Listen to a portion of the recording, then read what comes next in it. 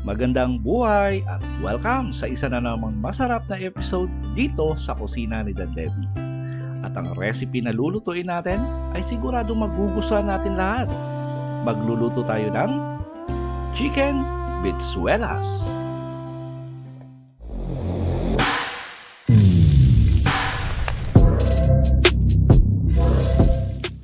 Magpainit lang ng konting mantika sa ating kawali na paglulutuan. Tapos igisa na natin yung ating bawang.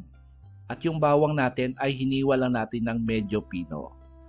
Gisa lang natin siguro mga few seconds or hanggang maging light golden brown yung appearance. Tapos sunod na natin yung ating hiniwang sibuyas at yung ating sibuyas naman ay hiniwa lang natin yan ng maninipis.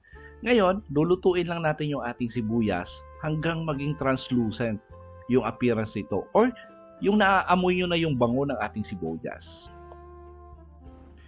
That will take mga 1 to 1.5 minutes.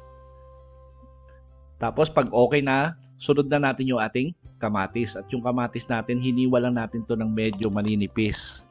Para nang sa ganon, ay mas madali natin siyang lutuin. At gagawin natin sa ating kamatis ay ipipress lang natin. Lutuin natin hanggang maging mushy yung appearance or parang maging paste. Ngayon, pag okay na yung ating kamatis, medyo durog na, medyo naluto na natin ng maigi, sunod na natin yung ating karneng manok. At yung karneng manok natin, hiniwa lang natin yan sa katamtamang laki. Ngayon, depende po yan sa inyo kung mas maliit pa or mas malaki, na sa inyo po yan. Tapos, lulutuin lang natin yung ating manok or isi-seared natin for at least 5 minutes. Yung mag-iba na yung appearance niya, tapos ma-extract natin yung konting fats ng ating karne. At maganda yan pag tuloy-tuloy yung paghahalo nyo para pantay yung pagkakaluto natin. And by the way, para sa kompletong details at listahan ng mga ingredients ng ating recipe sa araw na to, sinulat ko po sa description box. So at this time, nagbago na yung appearance ng ating manok. Parang pag tinignan mo siya, parang luto na. So, season tayo ng patis. Tapos, lagyan natin ng crushed black pepper or pamintang durog at saka soy sauce. Tapos, haluin natin. At maganda yan pag medyo na-absorb ng manok natin yung nilagay nating na seasoning, yung ating patis at saka yung toyo. Para talagang pumasok dun yung lasa sa ating karne. At pag medyo lumapot-lapot na yung ating sauce, pwede na natin ilagay yung ating green chili. Ngayon, kung gusto nyo ng mas maanghang, pwede kayong maglagay ng silig labuyo. Tapos lagay tayo ng 1 cup na tubig. 1 baso lang.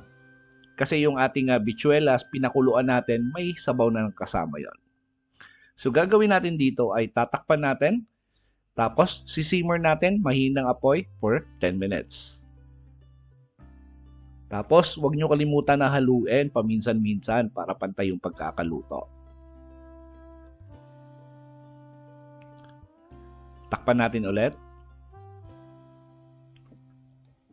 Then, after 10 minutes, ngayon sabihin nyo, karne yan, 10 minutes, baka hindi kaya, hindi lumambot.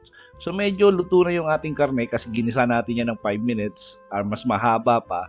Tapos, the same time, pag naglalagay tayo ng mga ingredients, may continuous cooking pa. Katulad niyan, nilagay na natin yung ating patatas at yung ating carrots. Tapos gagawin natin diyan ay tatakpan natin ulit for another 5 minutes. At mahinang apoy lang. Then after 5 minutes, malambot na yung ating patatas at yung ating carrots. Haluin muna natin saglit. Ngayon, pag medyo maliit yung hiwa nyo ng carrots at saka ng patatas, medyo bawas lang kayo sa time. Siguro mga 3 minutes na lang. Lagay na natin yung ating pinakuloang white beans or tawag natin dito sa Tagalog ay bitsuelas. Actually, yung bitsuelas ay hango po yan sa Spanish term. Haluin muna natin. Tapos gagawin natin dito ay lalagyan na natin ng asukal. Mga 1 teaspoon lang, tapos half teaspoon na asin, at maglalagay tayo rito ng flavor enhancer at naglagay ako rito ng 1 pirasong chicken cubes. At haluin natin ng maigi. Maganda yan pag medyo nahalo natin para pantay yung pagkakaluto. Tapos tikman nyo rin, baka kulang pa yung alat kasi depende po yan sa ating panlasa. Nilagay na rin natin yung ating green beans at yung ating red at saka yung green bell peppers. Tapos lagay na rin natin yung ating repolyo. Ngayon, depende na po yan sa inyo kung anong klaseng hiwa sa inyong gulay. Tapos gagawin natin dito ay tatakpan lang natin for 2 minutes. 2 minutes lang natin tatakpan. Tapos, buksan natin, gagawin natin dito ay hahaluin natin. Para ma-distribute natin yung gulay at karne at yung ating bitsuelas. At the same time, para maluto talaga na maigi yung ating repolyo. At hindi natin to i-overcook kasi masarap yung gulay pag medyo crunchy pa pag kinakain. At the same time, kung napapansin nyo, pag na-overcook nyo yung repolyo, napakatapang ng lasa yan. Kaya maglalasang repolyo pag in-overcook nyo yung inyong repolyo. Takpan natin for few seconds, tapos pwede na natin i-serve yung ating chicken bichuelas.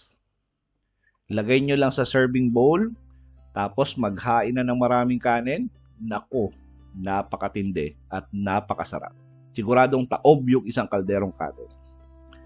At sigurado po akong nagustuhan nyo yung ating recipe for today. Please like and share the video. Tapos kung bago po kayo sa ating kusina, please don't forget to subscribe or i-follow yung ating Facebook page para updated kayo sa mga masasarapan nating mga recipe. Thanks for watching at ito ang Kusina ni Dan Levy.